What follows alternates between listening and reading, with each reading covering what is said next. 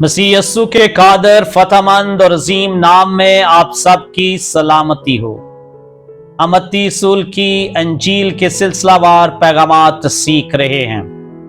मत्ती की अंजील उसके 5वें बाब की 27वीं आयत से 30वीं आयत तक हम सीख रहे हैं। हमें अपने दिलों की हिफाजत के लिए और हवस के खिलाफ जंग लड़नी चाहिए। इस पैगाम के तीसरे नुक्ते के साथ आज मैं आपके सामने हाजिर हूं। और तीसरा नुक्ता यह है, ये इतना संजीदा क्यों है।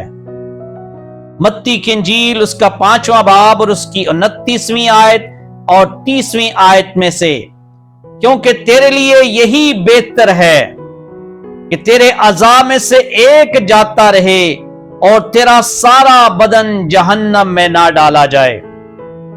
पहली बात जो इस नुक्ते के तहत हम सीखते हैं वो है यस्सु मामूल के गुनाह को अबदी खतरे से जोड़ते हैं।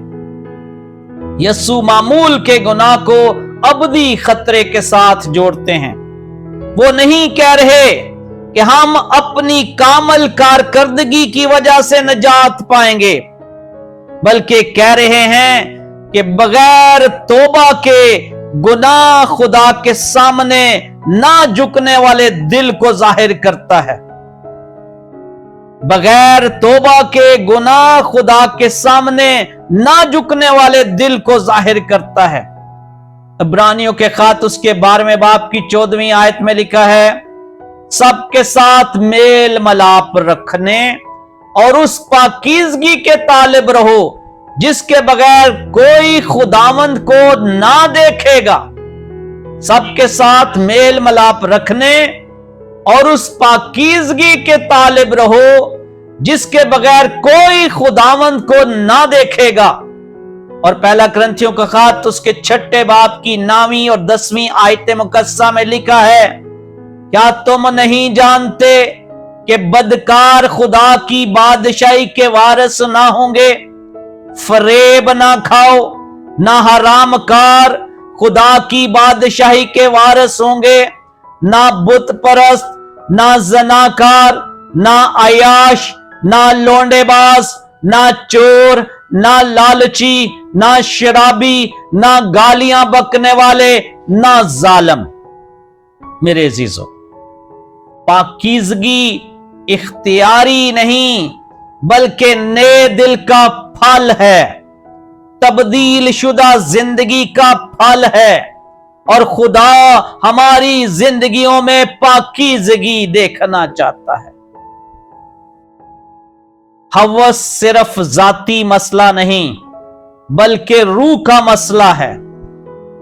अगर हम गुनाह के साथ सुलह कर रहे हैं, जंग नहीं लड़ रहे, तो हम रूहानी खतरे में कदम रख रहे हैं। मेरे अजीजों, यस्सु हमें शर्मिंदा करने नहीं बल्कि आजाद करने आए हैं। आजादी ज्यादा मेहनत करने से नहीं बल्कि मुकम्मल तौर पर यस्सु के सुपुर्द होने से मिलती है।